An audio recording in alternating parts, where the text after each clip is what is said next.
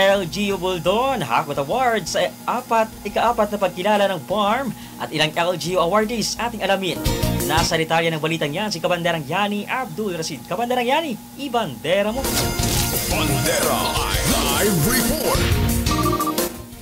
5 parangal ang hinakot ng lokal na pamahalaan ng Buldon sa Maguindanao del Norte sa ginanap na 4th Pagkilala Awards ng MILG BARM kasabay ng 5th founding anniversary ng BARM.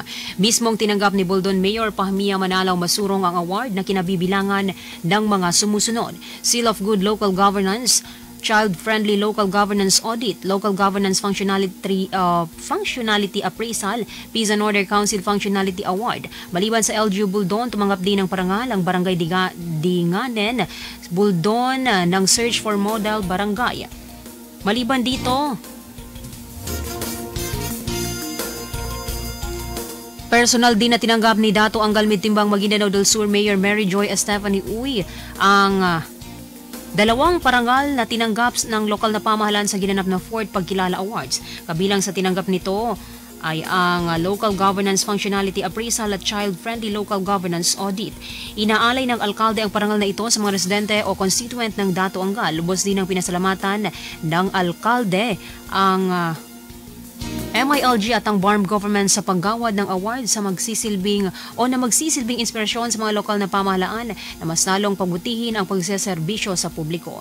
Tumanggap din ang bayan ng Talitay sa Maguindanao del Norte na mismong tinanggap ni Mayor Sidik Amiril ang Peace and Order Council Functionality Audit Award sa ginanap na 4th Pagkilala. Maliban dyan, ang bayan ng Dato Saudi Ampatuan naman ay tumanggap ng Local Governance Functionality Appraisal Award, Child-Friendly Local Governance Audit at Peace and Order Council Functionality.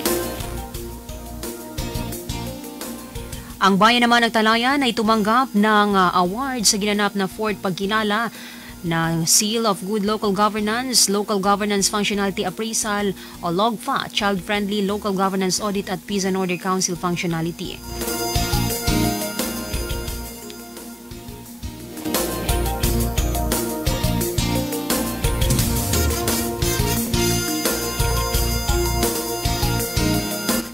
Samantala, personal din na tinanggap ni Dato Blas Sinsuat Maguindanao del Norte Mayor Dato Marshal Sinsuat at Mother Kabuntalan Maguindanao del Norte Mayor Salaban Jocolano ang Seal o Salamat Excellence Award for Leadership at iginawad ni BARM Chief Minister Ahod Ibrahim sa ginanap na 4th Pagkilala Awards. Ang bayan ng Dato Blas Sinsuat at Mother Kabuntalan ay 2 sa 4 na munisipyo na recipient o tumanggap ng Salamat Excellence Award dahil sa mga naipatawad na programa at proyekto sa munisipyo. Maliban sa Seal Award, ginawara din ng LGU Dato Blas ng Local Governance Functionality Award, Peace and Order Council Functionality Audit Award.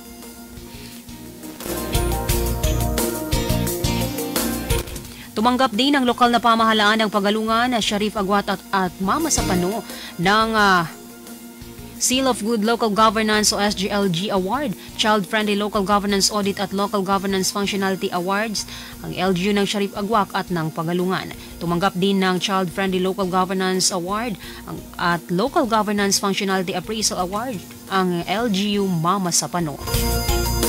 Mula dito sa Radyo Bandera Cotabato, Yani Abdul Rashid, Basta Balita, Ibandera Mo.